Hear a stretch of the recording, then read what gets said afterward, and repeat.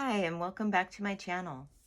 This is going to be a 3-card spread today, looking at the past, the present, and what's moving forward towards the future.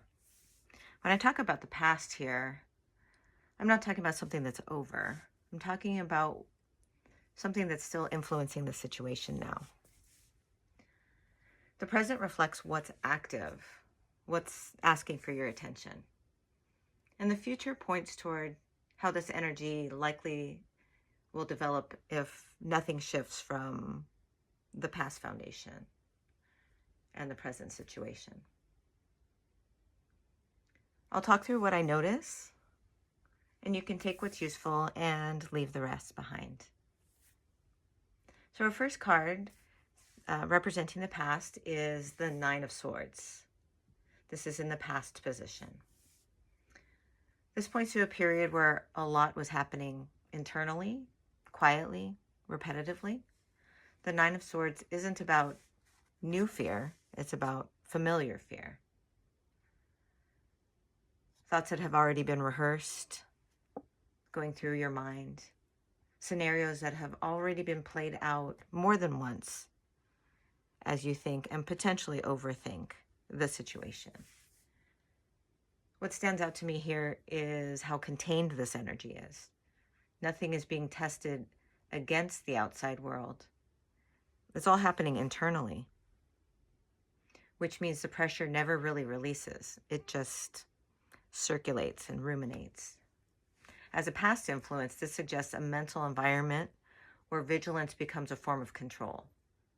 Staying alert, staying worried, staying one step ahead of imagined outcomes. At some point, that stopped being protective and started being exhausting. And you can see that in the image on this card. I'm not sure if I mentioned this is the Spiral Tarot deck. It has really nice interpretive images. All right, in the present position, card number 2, we have the Ace of Wands. And the contrast here is pretty immediate. The Ace of Wands doesn't carry a history the way the 9 of Swords does. It doesn't care how long something has been feared or avoided. This one is impulse, spark. It kind of shows desire without a plan. And placed in the present here, it feels a little inconvenient because it doesn't arrive with reassurance. It doesn't really explain itself. It just wants movement. What I find interesting is that the card doesn't try to negotiate with the fear that we have over here in this past position.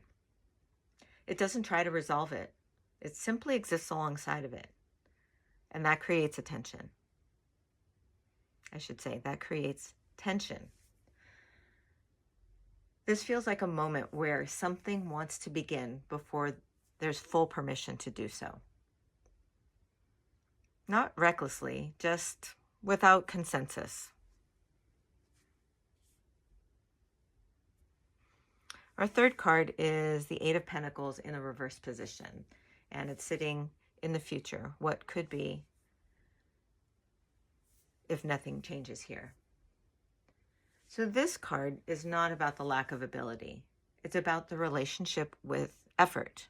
So you can see the individual on the card is working on a particular pentacle, and it's showing sort of the fruits of their labor. Going forward, the challenge doesn't seem to be whether the work can be done, but whether there's a willingness to stay with it once repetition, refinement, and patience are required. Paired with the Ace of Wands, this suggests a risk, that the spark is real and the structure it needs feels intolerable. There's a difference between losing interest and resisting containment, and this card lives right on that edge.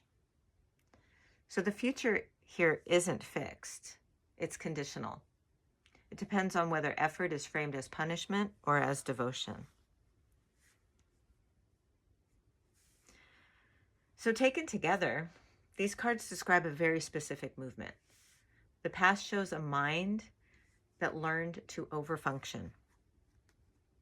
The present introduces desire that refuses to wait for certainty. And the future asks what happens when inspiration meets the reality of sustained effort. What's really striking is none of these cards are dramatic. There's no collapse here, no triumph, just a pattern. Fear that learned to stay in charge, desire that wants interruption, and work that asks for a different agreement than the one you've had before. The spread isn't asking for confidence. It's asking for consent.